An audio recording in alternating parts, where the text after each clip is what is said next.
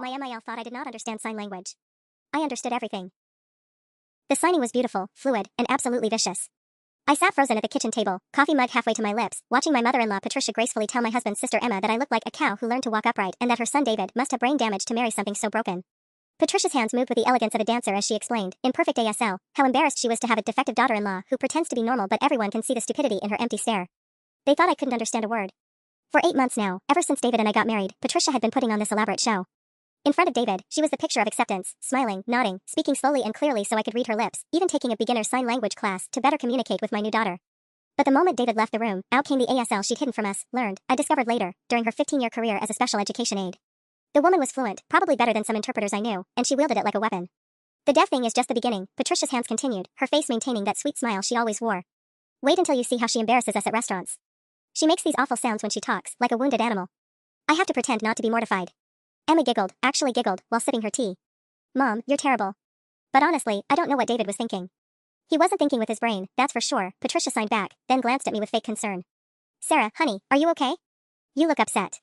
I forced a smile and nodded, pointing to my stomach and making what I hoped looked like a confused expression. Let her think I had indigestion. Oh, you poor thing, Patricia cooed aloud, reaching over to pat my hand. Emma was just telling me about her new job. Then her hands moved again, look how pathetic she is. Can't even understand when people are talking about normal things. This had become my life. Secret conversations happening right in front of me, my intelligence dissected, my appearance mocked, my marriage analyzed like a medical curiosity. Patricia had apparently decided that since I could speak aloud, thanks to years of speech therapy, and read lips well enough to function in hearing environments, I must be one of those fake deaf people who didn't know ASL. The irony was suffocating. ASL was my first language. I'd been signing since I was 18 months old, learned from my deaf parents who both attended Gallaudet University. I was probably more fluent than Patricia, but she'd constructed this elaborate fantasy where I was some kind of hearing world wannabe who'd never been part of deaf culture. When I tried to tell David about his mother's behavior, he looked at me like I'd suggested his mom was secretly a serial killer. Mom's trying so hard to connect with you, he'd said just last week. She's taking sign language classes, Sarah. She asks me constantly if there's anything else she can do to make you feel welcome. Maybe you're misreading her expressions? Misreading. Right. I pulled out my phone and checked the time, 2:47 p.m. David would be home from work in 3 hours. Patricia and Emma would switch back to their same act, speaking aloud, including me in conversations about weather and grocery sales. But I'd started recording these sessions 2 months ago, and I had something better than David's belief now. I had proof. The recordings were getting easier to capture, mainly because Patricia had grown so comfortable with her cruelty that she'd stopped being careful about timing. What started as whispered signs when David stepped out to grab something from the car had evolved into full 15-minute character assassinations while he ran errands. Today felt different, though. There was an energy in the way Patricia kept glancing toward the front window, and Emma seemed more animated than usual, checking her phone every few minutes. She's going to love this, Emma signed, her grin widening as she looked at whatever was on her screen. I still can't believe you managed to keep it secret this long. Patricia's hands moved with barely contained excitement. 3 weeks of planning. I've been practicing the routine every night after she and David leave. It's going to be perfect. Routine? My stomach dropped. I kept my expression neutral, focusing on my coffee like it was the most interesting thing in the world, but my mind was racing. The whole family will be there? Emma asked. Everyone. Your Aunt Linda, the cousins from Portland, David's work friends, even some of her family said they'd come. Patricia's smile turned predatory. 43 people confirmed so far for the anniversary party. The perfect audience. Anniversary party. David's parents' 30th wedding anniversary was next Saturday. We'd been planning to attend for months, and Patricia had insisted on making it a big celebration. David had been touched by how much effort his mother was putting into including my parents and my brother Jake in the festivities. Now I understood why. And you're sure she doesn't actually know ASL? Emma's hands paused mid-sentence. Because if she does. Emma, sweetheart, trust me. I've been testing her for months. Patricia leaned forward conspiratorially. Last week I signed your husband is cheating on you right in front of her face while talking about the weather out loud. She just nodded and smiled. The girl is clueless. My blood turned to ice. Not just because of the casual cruelty, but because I remembered that moment. Patricia had been discussing the forecast, mentioning how nice it would be for outdoor activities, and I'd been agreeing while reading her lips. I'd been so focused on the spoken conversation that I barely registered her hands moving. She'd been experimenting on me. Testing my reactions like I was a lab rat. So at the party. Emma prompted. I'll get up to make a toast. Everyone will think I'm honoring the happy couple and welcoming Sarah to the family. Patricia's hands painted the scene with theatrical flair. I'll start simple, talk about love and family while signing the same thing.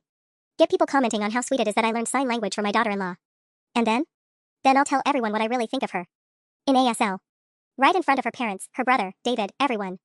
I'll sign about how she trapped my son, how she's probably faking half her disability for attention, how embarrassed I am to have her in the family. She'll just stand there smiling while I destroy her. Emma was practically bouncing in her chair. What if someone else there knows sign language? Who? Her parents will think I'm being sweet, they'll be so proud that David's family is embracing deaf culture. And everyone else will assume the same thing. Patricia's expression turned cold. By the time anyone realizes what really happened, if they ever do, it'll be too late. She'll be humiliated, David will see how she can't even function in family settings, and maybe he'll finally understand what a mistake he made. I managed to keep drinking my coffee, but inside, everything was crumbling. She was planning to destroy me in front of everyone I loved. And she had no idea I'd understand every word. The worst part wasn't even Patricia's plan. It was the realization that this had never been about me learning to fit in with David's family. This had been a long-term campaign of psychological warfare, and I'd been walking into every ambush with a smile on my face. I've been working with Margaret from the community center, Patricia continued, her hands flowing with practiced ease. You know, the one who actually teaches real ASL classes? She helped me make sure my grammar is perfect for the toast. Can't have any mistakes when I'm explaining to 43 people why Sarah is a manipulative little fraud. Margaret. I knew Margaret. She'd been my ASL teacher when I was 7 and struggling with some of the more complex grammatical structures. She'd helped me prepare for the Gallaudet entrance exams years later. If Patricia had been working with her, then her signing really would be flawless. Did you tell Margaret what you're actually planning to say? Emma asked. Patricia laughed, the sound bright and cheerful while her hands shaped something much darker. Of course not. I told her I wanted to surprise Sarah with a heartfelt welcome to the family. Margaret thinks I'm Mother of the Year material. She even gave me some special signs that are more emotionally resonant, her words, for talking about family bonds and acceptance.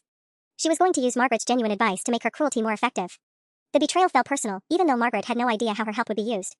My phone buzzed. David texting that he'd be late, a client meeting ran over, wouldn't be home until 7 p.m. I showed the screen to Patricia, who nodded sympathetically.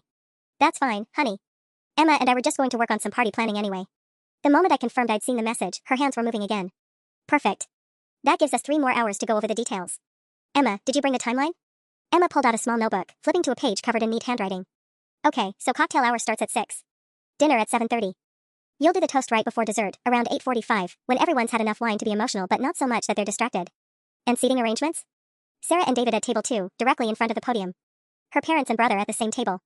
Perfect sight lines, everyone will be able to see her reaction. They'd choreographed this like a theater production. I was going to be trapped in the front row for my own humiliation, with my family forced to watch every second.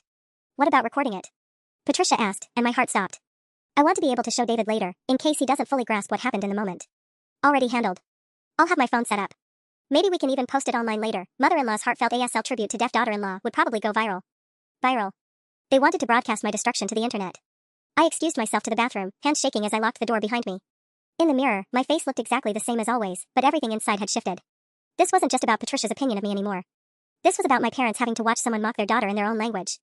This was about my brother Jake, who'd spent years defending me against much smaller cruelties than this, being forced to sit helpless in a room full of strangers. This was about David seeing me crumble and maybe, finally, understanding why I'd been trying to tell him something was wrong, but only after it was too late to stop it. I pulled out my phone and checked the recordings folder. 14 files, ranging from 3 minutes to 26 minutes each. Hours of Patricia's real thoughts about me, captured in perfect audio while my phone sat innocently on counters and coffee tables. But suddenly, just having proof wasn't enough. I wanted to win. When I came back from the bathroom, Patricia and Emma had moved to the living room, spreading papers across the coffee table like generals planning a military campaign. I settled back into my chair with fresh coffee, positioning my phone carefully beside a stack of magazines. The photographer will be discreet, Emma was signing while shuffling through what looked like venue layouts. I hired Jenny Martinez, you know, the one who did the Henderson's Golden Anniversary? She specializes in candid family moments. A photographer. They'd hired a professional to capture my humiliation. Patricia nodded approvingly. What about the videographer? $200 for 4 hours. He'll focus on the toast segment, but I told him it was a surprise tribute so he needs to get reaction shots of everyone, especially Sarah and her family. $200. They'd budgeted for this. Patricia's hands moved with satisfaction. David's friend Marcus from work, the one who's always posting those sentimental family videos on Facebook? He'll definitely share it. And once it's online. She shrugged elegantly. These disability inspiration stories spread like wildfire. Inspiration story? Emma's eyebrows raised. That's how we'll frame it afterward. Mother-in-law learns sign language to honor deaf daughter-in-law. Everyone will think I'm a saint. Meanwhile, anyone who actually knows ASL will see what I really said, and Sarah will be a laughingstock in her own community. The calculation was breathtaking. She found a way to destroy my reputation in both the hearing and deaf worlds simultaneously, while making herself look like a martyr. Speaking of the deaf community, Emma said, consulting her notebook again, what about her friends from that club she goes to? My stomach clenched. She meant the monthly social group I attended, 23 deaf and hard of hearing people who'd become like a second family to me. I made sure to invite them, Patricia signed with a smile that could have cut glass. Especially that woman Carol who thinks she's so important because she works at the deaf school. She'll be in the front row, recording everything on her phone to show her students. Imagine Sarah trying to show her face at those little deaf gatherings after this. Carol was more than just someone from my social group. She was my mentor, the person who'd helped me transition from college into the working world. She'd been signing for 43 years, since birth, and could spot fake ASL or hearing people mocking sign language from across a room.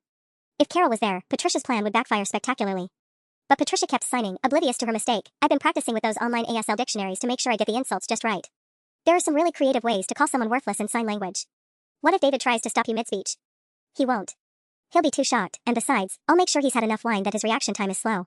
Patricia's expression turned calculating. I've already talked to the bartender about keeping David's glass full during cocktail hour. Nothing obvious, just attentive service. They were planning to get my husband drunk so he couldn't defend me. Emma glanced toward the kitchen. How long do these recordings usually run? She asked, switching topics. I want to time the toast perfectly. Most of the practice sessions have been about 12 minutes. Long enough to really make the point, short enough that people won't get restless. 12 minutes. She practiced a 12-minute speech designed to destroy me. And you're sure about the content? No backing down when you see her face? Patricia's hand stilled for a moment, and something flickered across her expression, not doubt, but anticipation. Emma, I've been waiting 8 months to tell that girl what I really think of her. She waltzed into this family thinking she could trap my son with her sob story disability, manipulating him into marriage before he realized what damaged goods he was getting. Her signing grew sharper, more aggressive. She sits in my house every week, eating my food, pretending to be grateful, while plotting to isolate David from his real family. Saturday night, everyone will finally see who she really is. But as I watched Patricia's hands move with such fluid hatred, one thought kept echoing in my mind. Saturday night, everyone was going to see who she really was too. And I was going to make sure of it. I spent the rest of the evening in a strange state of calm, helping David reheat the lasagna Patricia had left us while he told me about his day. He had no idea that 3 hours earlier, his mother had been planning his public humiliation alongside mine. As he signed about his difficult client, his ASL was elementary but earnest, I realized Patricia had no clue about this either. David had been learning sign language since our second date 2 years ago. He wasn't fluent, but he could handle basic conversations, especially about work and daily life. Patricia had been so focused on her assumption that I was a fake deaf person that she'd never bothered to check how much ASL her own son had absorbed. This felt important, though I wasn't sure why yet. That night, I lay awake planning while David slept beside me. Patricia thought she was setting a trap, but she'd made critical errors. Carol would recognize the insults immediately. My parents would understand every sign. Even David's coworker Marcus, the one Patricia was counting on to spread the video, had a deaf nephew and had learned basic ASL to communicate with him. But I needed more than just Patricia's plan backfiring. I needed her completely exposed. Wednesday morning brought a text from my brother Jake. Mom says Patricia invited us to some kind of anniversary party? She seemed weirdly excited about it. Everything okay? I stared at the message for 10 minutes. Jake was protected under normal circumstances, but if he knew what Patricia was planning, he'd drive straight to her house and create the kind of scene that would make family reunions awkward for decades. My parents had raised us to handle our own battles, but Jake had never quite accepted that philosophy where I was concerned. Instead of explaining, I typed back, long story. Can you get to their house Saturday around 8:30? Trust me on this. That's oddly specific. Sarah, what's going on? Just trust me. And Jake? Bring your camera. My brother was a freelance photographer who specialized in events. More importantly, he had professional equipment and an eye for capturing exactly the right moment. If Patricia wanted this documented, I'd make sure it was documented properly. Thursday afternoon, I made a phone call that felt like jumping off a cliff. Margaret? It's Sarah Chen, well, Sarah Patterson now. You taught me ASL when I was little? Sarah. Oh my goodness, how are you? I heard you got married, congratulations. Thank you. Actually, that's why I'm calling. I had a favor to ask, and it's going to sound strange. I explained that my mother-in-law was planning a surprise ASL presentation at a family party, and that she'd been working with Margaret to make sure her signing was perfect. All true. I mentioned that I wanted to surprise Patricia back by having my family understand what she was saying, so could Margaret possibly teach my parents and brother some key phrases beforehand? Oh, that's wonderful. Margaret's voice brightened. Your mother-in-law is such a dedicated woman. She's been so concerned about getting every sign exactly right for this tribute she's planning. She even asked me about emotional expressions and cultural nuances. What kind of tribute? I asked, though I already knew the answer. She wanted to express some very deep feelings about family and acceptance. Honestly, Sarah, she seemed almost nervous about it, kept asking if certain phrases might be misunderstood or come across wrong. I assured her that her intentions were clearly loving. Patricia had manipulated Margaret just as thoroughly as she'd manipulated everyone else. But Margaret's next words gave me an idea that made my heart race. Actually, would you like me to attend? I'd love to see her presentation, and I could help translate for any family members who don't sign. Your mother-in-law mentioned it's quite an elaborate speech. Perfect. That would be amazing, I managed. Let me get you the details. Friday evening, David found me in our bedroom, laying out clothes for the anniversary party. He sat on the edge of the bed, watching me debate between two dresses. You seem nervous, he signed, his movements careful and deliberate. It's just family. If only it were that simple. Your mom has been planning something special, I said aloud, then signed, I want to look nice for her. David's face lit up. She's been so excited about this party. I think she really wants to show you how welcome you are in our family. He paused, then added in spoken English, I know she can seem a little intense sometimes, but her heart's in the right place. I turned back to the closet so he couldn't see my expression. Tomorrow night, David was going to learn exactly where his mother's heart was. And for the first time in 8 months, I was going to stop protecting him from the truth. The red dress, I decided. If Patricia wanted a show, she'd get one. But it wasn't going to be the performance she'd rehearsed. Saturday morning arrived with a kind of crisp October weather that made everything feel possible. I woke up at 6 a.m., 2 hours before my alarm, with a clarity that surprised me. Today was the day Patricia would try to destroy me in front of 43 people, and I was almost looking forward to it. David was still sleeping when Margaret called at 7:30. Sarah, dear, I hope I'm not calling too early. I wanted to confirm the time for tonight, and also, well, this might sound silly, but I had the strangest conversation with your mother-in-law yesterday. My stomach tightened. What kind of conversation? She called to go over her speech one more time, and some of the phrases she wanted to use seemed, well, they seemed quite harsh. When I asked about the context, she said she was trying to express tough love and honest family feedback. But Sarah, some of what she wanted to sign. Margaret's voice trailed off uncertainly. What did she want to sign? Things about disappointment, about someone being a burden on the family, about making poor choices. She insisted it was all meant lovingly, but the tone felt wrong. I suggested softer alternatives, but she seemed very attached to the specific wording. Patricia had pushed too hard. In trying to perfect her cruelty, she'd made Margaret suspicious. I even asked if she'd discussed this speech with you or your husband, Margaret continued, and she got quite defensive. Said it was meant to be a surprise and that I should trust her judgment about her own family. Margaret, what exactly did she ask you to help her say? There was a long pause. She wanted to know how to sign "You don't belong here and everyone can see through your act" in the most emotionally authentic way possible. Sarah, I have to ask, is everything alright with your relationship with her? The question hung in the air like a loaded gun. Margaret had taught hundreds of students over the years, had seen every kind of family dynamic, every form of communication break down. Her instincts were telling her something was wrong. Margaret, can I ask you to do something that might sound strange? When she gives her speech tonight, can you watch the reactions of the deaf people in the audience? Particularly my parents and my friend Carol? Of course, but why? Just trust me. And Margaret? Whatever happens tonight, please don't try to intervene during the speech. Let her finish everything she planned to say. After I hung up, I sat in our kitchen with my coffee, watching David make pancakes and hum off key. He was so happy, so excited about this party where his mother would finally welcome me properly to the family. In 12 hours, that innocence would be gone forever. My phone buzzed with a text from Jake, got my equipment ready. Still no explanation about why I need to document Mom and Dad's expressions at exactly 8:45 p.m.? I typed back, you'll understand when it happens. Position yourself where you can see Patricia, me, and Mom and Dad all in the same frame. Sarah, this is getting weird. What aren't you telling me? Before I could respond, David called from the kitchen, your mom just texted. She and your dad are excited about tonight. Dad's been practicing his formal signing, apparently he wants to make a good impression on my family. My heart clenched.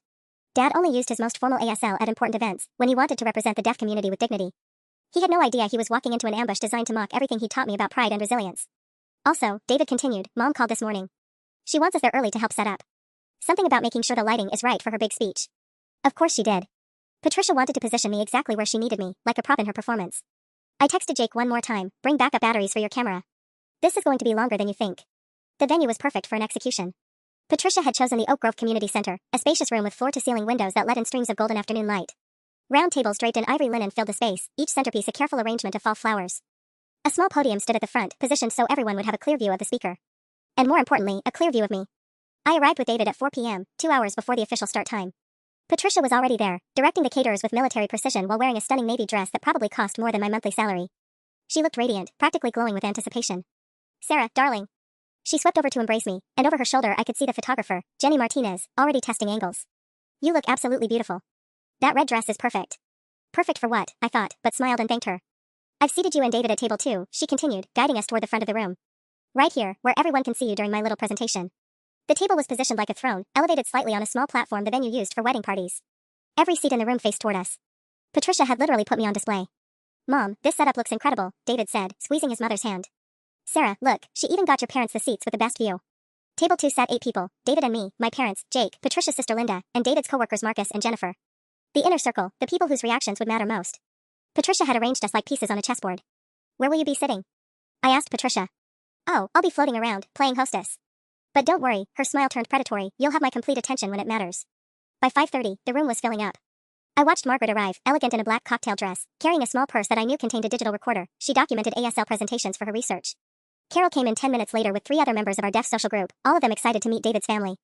My parents arrived at 6 p.m. sharp, Dad wearing his best suit and Mom in the emerald green dress she saved for special occasions. They looked proud and nervous, the way parents do when they're meeting important in-laws for the first time. Dad had practiced his formal introduction with me 3 times over the phone this week. Jake slipped in quietly, his professional camera gear discreetly positioned at a corner table Patricia had designated 4 family photographers. He caught my eye across the room and raised his eyebrows questioningly. I nodded once, and he began adjusting his settings. Sarah. Carol approached our table, signing enthusiastically. Your mother-in-law invited me personally. She said she's prepared something special in ASL for tonight? She's been working very hard on it, I signed back, which was absolutely true. How wonderful. It's so rare to see hearing family members put in that kind of effort. You must feel very welcomed. If she only knew. Patricia appeared at the podium at 6:15, tapping the microphone for attention. The conversations died down as 43 people turned toward her. Welcome, everyone, to our celebration. Before we begin the evening, I want to thank you all for being here to honor 30 years of marriage and to welcome some new family members. Her eyes found mine across the room. We have a wonderful evening planned, ending with a special presentation that I hope will be meaningful for everyone here. Polite applause rippled through the room. David reached over and squeezed my hand, his face beaming with pride. At the corner table, Jake raised his camera and began shooting what would look like standard event photography. But Margaret, I noticed, was watching Patricia with the same expression she'd worn when evaluating my childhood grammar mistakes, focused, analytical, slightly concerned. The servers began bringing out salads. Normal conversation resumed. Patricia worked the room like a politician, stopping at each table to chat with guests, accepting compliments on the decorations, building anticipation for her big moment. Every time she passed our table, her hands would move just slightly, tiny, casual signs that looked like normal gestures but carried messages meant only for me. Enjoying your last supper? She sighed while verbally asking if the salad dressing was to our liking. Count the witnesses, her hand said while she complimented my parents on raising such a lovely daughter. This is going to hurt, she sighed while telling Jake how excited she was to have such a talented photographer documenting the evening.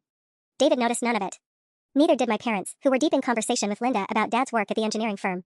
But Carol, seated at table 4, was beginning to frown. Her 43 years of signing had given her peripheral vision for ASL that most people didn't possess. At 8:30, Patricia returned to the podium. The dessert plates were being cleared, and the room buzzed with the satisfied energy of a successful party. Everyone was relaxed, happy, full of good food and wine. Perfect conditions for a massacre. Before we end this wonderful evening, Patricia began, I'd like to share something very personal with all of you. I've spent 8 months getting to know my new daughter-in-law Sarah, and tonight I want to share what's in my heart. Patricia's voice carried perfectly through the room's sound system. I could see Margaret straightening in her chair, her expression shifting to professional interest. Carol had stopped her conversation entirely, focusing on the podium with laser intensity. Many of you know that Sarah is deaf, Patricia continued, her tone warm and maternal.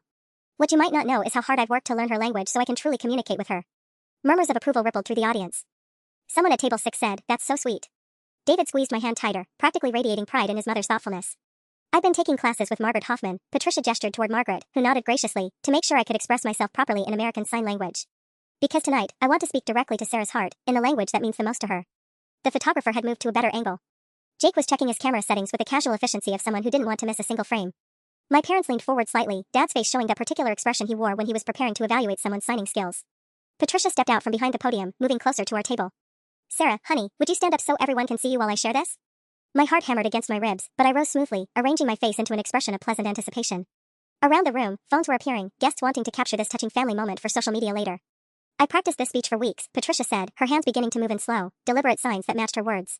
Because I wanted to make sure Sarah understood every single thing I have to say to her. She was starting gently, just as she'd planned. Her ASL was indeed flawless, Margaret had done her job well.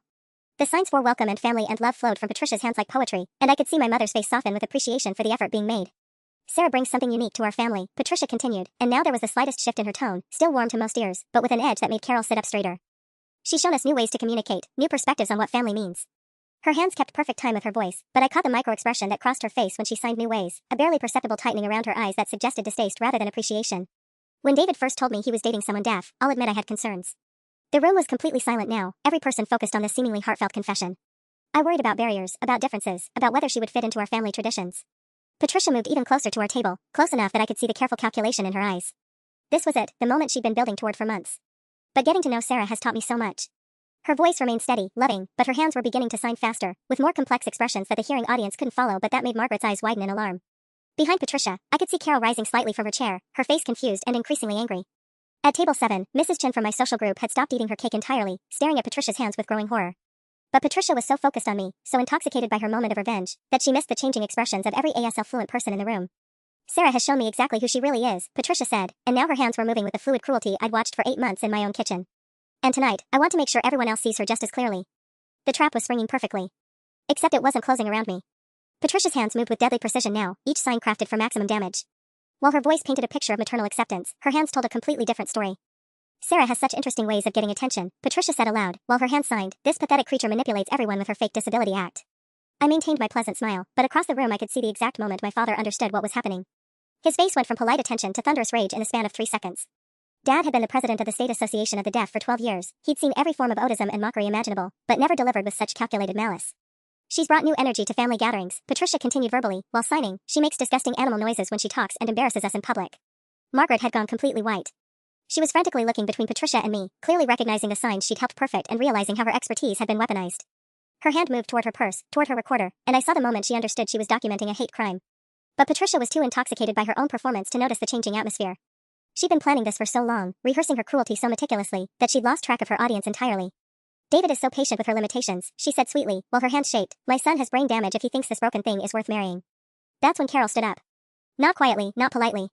Carol rose from table 4 like an avenging angel, her chair scraping loudly against the floor. 43 people turned to look at her, confusion rippling through the crowd. Excuse me, Carol said, her voice carrying clearly across the room. I need to ask Mrs. Patterson a question about her signing. Patricia finally noticed that something was wrong. Her hand stuttered mid-sentence, freezing in the middle of signing something particularly vicious about my intelligence. The sweet expression on her face flickered as she took in Carol's furious posture. Oh, this is just a simple family tribute, Patricia said, but her voice had lost its confident warmth. Nothing that needs interpretation. Really? Carol's tone could have cut steel. Because I've been fluent in ASL for 43 years, and what you just signed about Sarah was anything but a tribute. A murmur went through the crowd. David's head snapped toward Carol, then back to his mother, confusion written across his face. What do you mean? He asked. Margaret stood up next, her professional composure cracking. Patricia, what Carol is saying, the signs you've been making don't match your spoken words at all. That's ridiculous, Patricia said, but I could see panic creeping into her eyes. I've been working with you for weeks, Margaret. You know exactly what I plan to say. I know what you told me you plan to say, Margaret replied, her voice shaking. But what you've actually been signing. She turned toward the audience. She just called Sarah a pathetic creature and said she makes disgusting animal noises. The room erupted. David shot to his feet so fast his chair fell backward. What? Mom, that can't be right. Tell them that's not what you meant. But Patricia's mask was finally slipping. Cornered and exposed, she made the worst possible choice. She doubled down. Fine, she snapped, her voice losing all pretense of warmth. You want to know what I really think? This whole death act is manipulation, pure and simple. She trapped my son into marriage by playing the poor disabled victim, and now she's... Patricia. My father's voice cut through her rant like a blade. He'd stood up and was walking toward the podium, his formal posture radiating the kind of authority he'd used to chair board meetings and negotiate with state legislators. 37 years ago, my daughter learned her first sign. It was love. Tonight, you used her language, our language, to try to destroy her in front of people she cares about. Dad's spoken English was careful and precise, the way it got when he was furious beyond measure. But you made one critical mistake. Patricia backed away from him, suddenly realizing she was facing a man who'd spent decades fighting for deaf rights and wasn't about to let someone weaponize ASL in his presence. You assumed Sarah wouldn't understand you, Dad continued. Just like you assumed none of us would. That's when I finally spoke. Actually, Patricia, I said, my voice carrying clearly through the silent room, I understood every word. The silence that followed my words was deafening. Patricia's face cycled through confusion, disbelief, and then pure terror as the implications hit her. For 8 months, she performed her cruelty believing she had a captive, unknowing audience of one. Now she realized that every vicious comment, every calculated insult, every moment of weaponized signing had been perfectly understood. That's impossible, she whispered, but her voice cracked on the words. You don't know sign language. You've never responded, never. Never what? I pulled out my phone, fingers steady despite my racing heart. Never responded when you called me a cow who learned to walk upright? Never reacted when you said David had brain damage for marrying something so broken? David made a sound like he'd been punched. She said what? Or maybe you meant when you told Emma I was probably faking half my disability for attention? I scrolled through my recording app, months of documented abuse at my fingertips. I have 47 recordings, Patricia. Every coffee visit, every family dinner, every time you thought you were safe to show who you really are. The photographer, Jenny Martinez, had stopped taking pictures entirely, her camera lowered as she stared at the unfolding disaster. At the corner table, Jake was still filming, his professional instincts keeping him focused even as his face showed murderous rage. Patricia's sister Linda stood up abruptly. Patricia, please tell me this isn't true. Please tell me you didn't.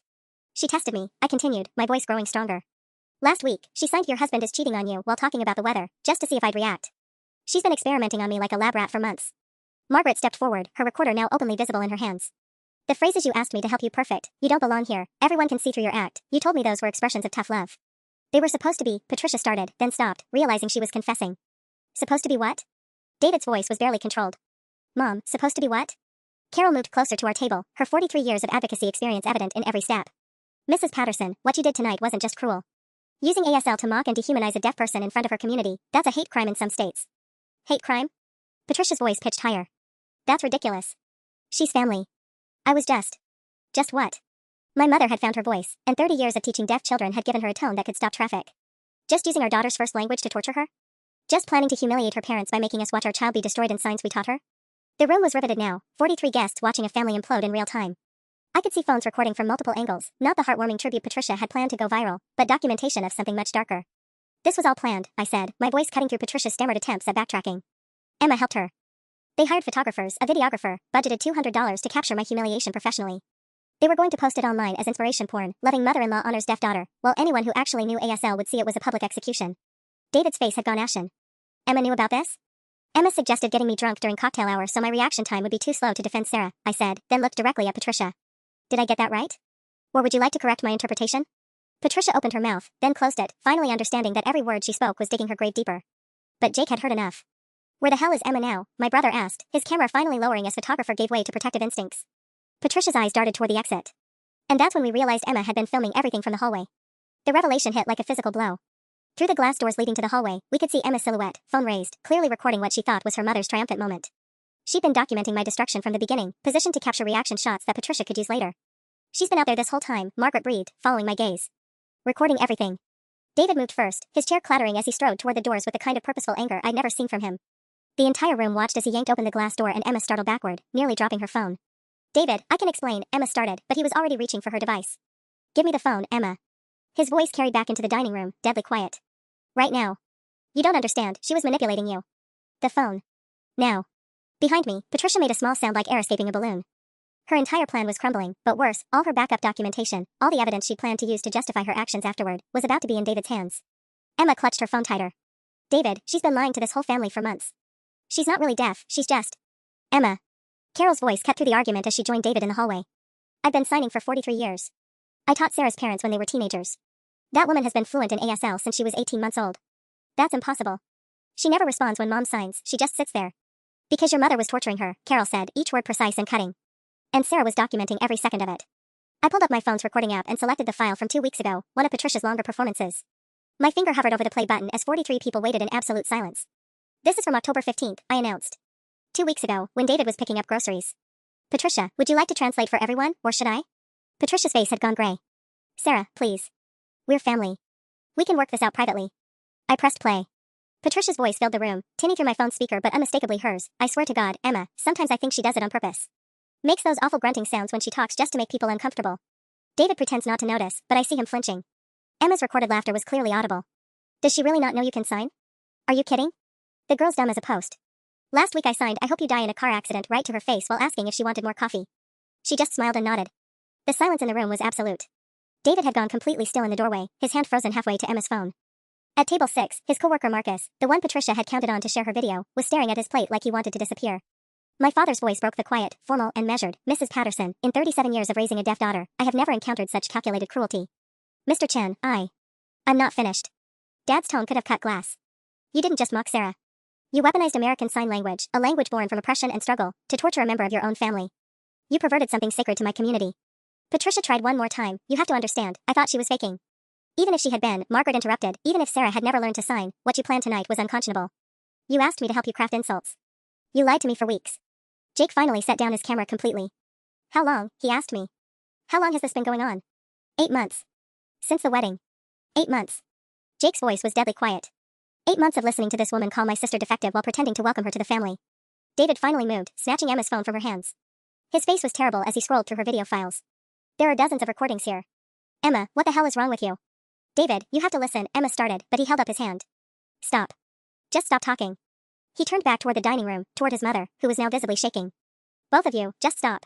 The weight of 8 months' worth of secrets was finally settling on him, and I could see the exact moment David realized that every time he'd defended his mother to me, every time he'd suggested I was misreading her expressions, he'd been protecting my abuser.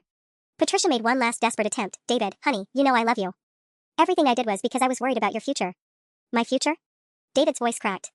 Mom, you spent 8 months torturing my wife. You planned to humiliate her in front of 43 people. You were going to post it online. He held up Emma's phone.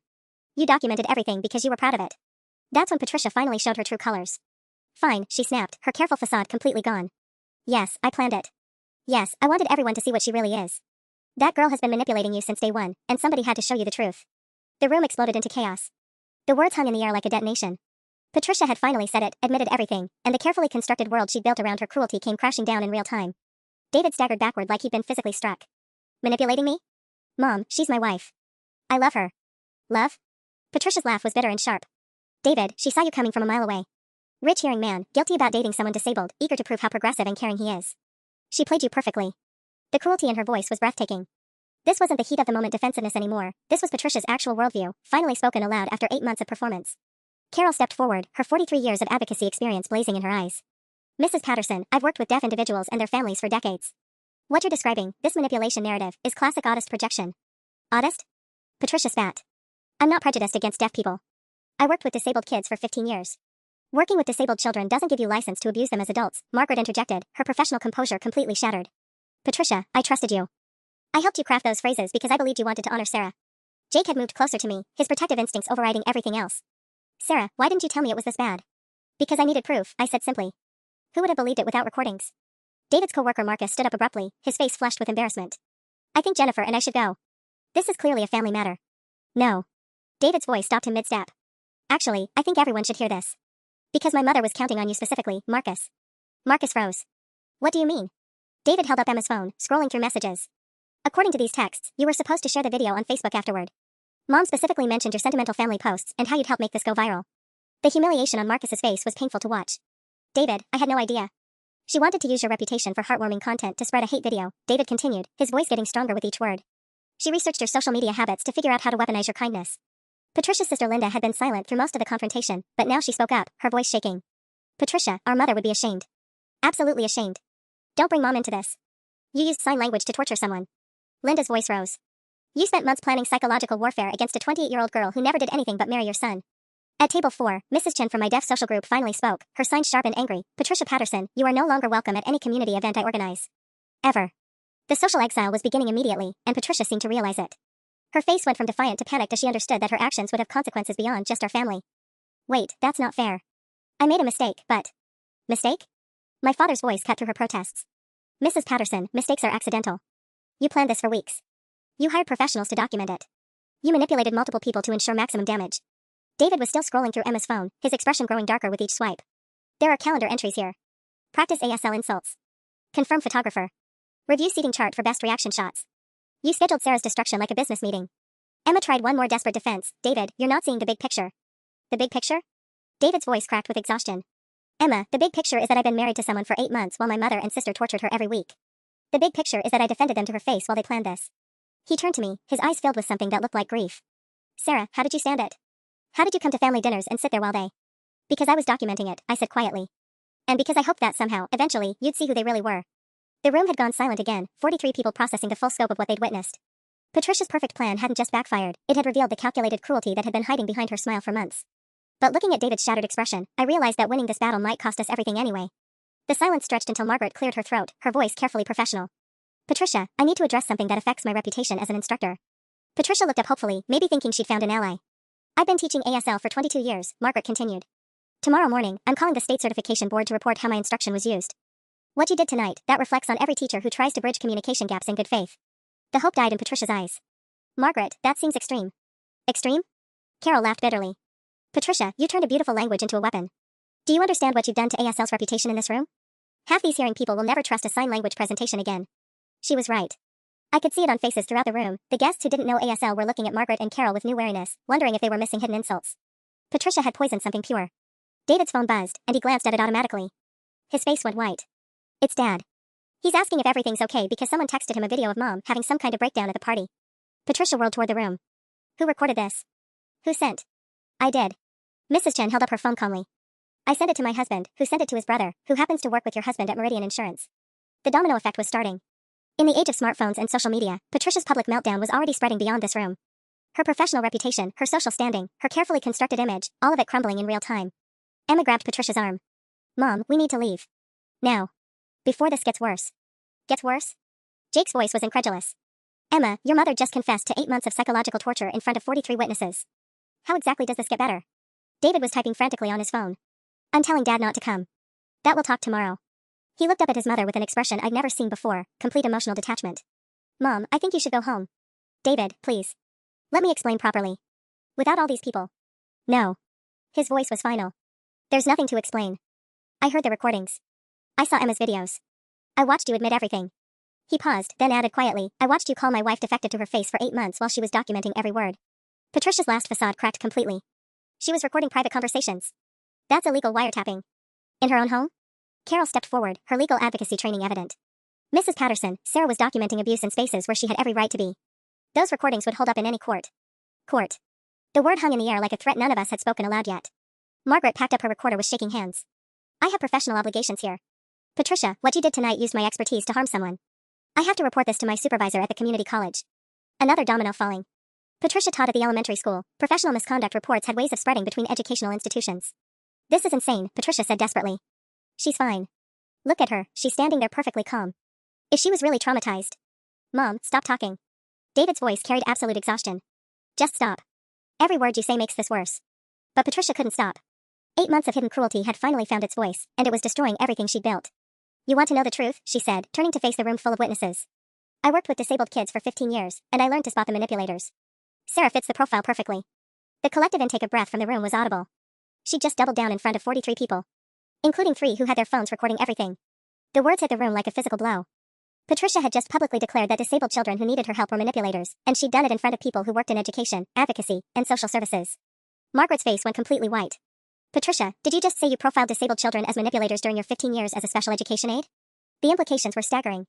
Patricia hadn't just confessed to abusing me, she'd revealed a pattern of bias against vulnerable children in her professional care. That's not what I meant, Patricia backtracked frantically, but Carol was already pulling out her phone. I'm calling the school district, Carol announced. Tonight. The emergency line. You can't do that. Emma stepped forward. She misspoke. She's upset. She's a mandatory reporter who just admitted to profiling disabled children as manipulators, Carol replied, her fingers flying across her screen. This isn't about being upset. This is about child safety. David sank into his chair like his legs had given out. How many kids, Mom? How many children did you treat this way? Patricia's mouth opened and closed soundlessly. She'd finally realized the magnitude of what she just confessed, but it was far too late to take it back. Linda stood abruptly, her purse clutched to her chest. Patricia, I can't be here for this. My daughter is in special education, she could have been one of your students. Her voice broke. All these years, I thought you were this caring professional. Another domino falling. Patricia's own sister was walking away. Jake set his camera on the table and approached Patricia directly. You want to know about manipulation? You manipulated Margaret into helping you craft insults. You manipulated David into thinking you were taking ASL classes out of love. You manipulated 43 people into witnessing what you thought would be my sister's destruction. That's different. You manipulated children with disabilities, Jake continued, his voice getting quieter and more dangerous. For 15 years. In positions of trust. Margaret had gone very still, her recorder gripped in both hands. Patricia, I need to know something, and I need you to answer honestly. When you were working on those phrases with me, when you asked about signs for burden and damaged goods, were you thinking about your students too? The question hung in the air like a loaded gun. Patricia's silence was answer enough. Oh my God, Margaret whispered. You've been using ASL to mock disabled children for years, haven't you? I never signed those things to students, Patricia said quickly, but the admission that she thought them was written all over her face. David stood up slowly, his movement deliberate and final. Sarah, can you pack a bag? We're staying at a hotel tonight. David, don't be ridiculous, Patricia said desperately. This is your home. No. His voice cut through her protests like steel. Sarah's home is wherever I am. And right now, that's anywhere you're not. Emma made one last desperate attempt. David, you're letting her destroy this family. Emma, she didn't destroy anything. David's voice carried a terrible calm. She documented what you and Mom destroyed 8 months ago. The only difference is now everyone can see it. Carol finished her phone call and looked up grimly. I've reported this to the district's emergency line and the state advocacy office. They're opening an investigation Monday morning. Patricia's face crumpled. My job. Should have been your first concern when you were abusing disabled people, Carol replied without an ounce of sympathy. As David helped me gather my purse and coat, I realized that Patricia's plan had worked exactly as designed, just not the way she'd intended. She'd wanted to expose me in front of everyone important in my life. Instead, she'd exposed herself. And unlike my supposed deception, her cruelty was real, documented, and witnessed by 43 people with smartphones. The reckoning was just beginning. 3 weeks later, David and I sat in our new apartment, a bright 2-bedroom place across town with huge windows that filled the living room with morning light. The boxes were finally unpacked, and for the first time in 8 months, I woke up without dreading family dinner. The fallout had been swift and comprehensive. Patricia lost her job on Tuesday morning. The school district's investigation revealed a pattern of complaints from parents about her attitude toward special needs students dating back 6 years, complaints that had been dismissed because Patricia was so skilled at maintaining her caring facade with administrators while showing her true colors to families who couldn't prove anything. My recordings had provided the proof they needed. Margaret testified that Patricia had specifically requested help signing phrases like burden on society and pretending to be normal, claiming she wanted to understand how deaf people really talk about themselves. The certification board revoked Margaret's recommendation and flagged Patricia's case for the state ethics committee. Emma faced consequences too. Her videos contained audio of her laughing at Patricia's descriptions of my animal noises and planning my humiliation in detail.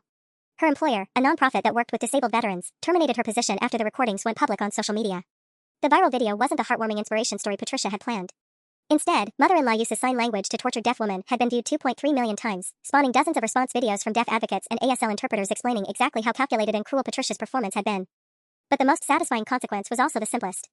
David's father Robert filed for divorce on Thursday. After 30 years of marriage, learning that his wife had spent 15 years profiling disabled children as manipulators while abusing his daughter-in-law was apparently his breaking point. The paper cited irreconcilable differences and moral incompatibility. She called me yesterday, David told me over coffee, scrolling through his blocked call log. 17 times. What does she want? Forgiveness. Money for legal fees. For us to testify that she's not really like this. He looked up from his phone. I keep thinking about all the times you tried to tell me something was wrong, and I defended her. We'd had this conversation before. David's guilt was almost harder to watch than Patricia's cruelty had been. He was torturing himself over not seeing what she'd hidden so carefully. You trusted your mother, I said gently. That's not a character flaw. But you were documenting abuse for months while I told you to give her more chances. The recordings had served their purpose, but I deleted them all after the investigation concluded. I didn't want Patricia's voice in my phone anymore, didn't want her cruelty taking up space in my life. My parents had handled the aftermath with typical grace. Dad testified for the school district's investigation via video call, delivering a formal statement about the weaponization of ASL that left 3 administrators in tears. Mom organized a community response through the deaf social groups, turning Patricia's attack into an educational opportunity about autism and linguistic discrimination. Jake had submitted his photographs to a journalism ethics professor who was writing about documenting family abuse. His images, Patricia's calculated smile while her hands shaped insults, the exact moment her mask slipped, the faces of deaf community members realizing what they were witnessing, would apparently be used in advocacy training for years. The vindication felt complete, but the real victory was simpler. I could finally sign freely in my own home. Margaret called, David said, interrupting my thoughts. She wants to know if you'd consider guest lecturing in her ASL classes about recognizing abuse. I considered it. Margaret had been Patricia's unwitting accomplice, but her horror at being manipulated was genuine. She'd spent the last 3 weeks personally calling every deaf organization in the state to apologize and ask how to prevent future exploitation. Tell her yes, I decided. But I want Carol there too. David smiled, the first real smile I'd seen from him since the anniversary party. She'll love that. Outside our new windows, the world looked exactly the same as it had 3 weeks ago. But inside, everything had changed. Patricia's elaborate plan to expose me as a fraud had instead revealed the truth about our entire family dynamic. And for the first time in 8 months, the truth was exactly what it appeared to be.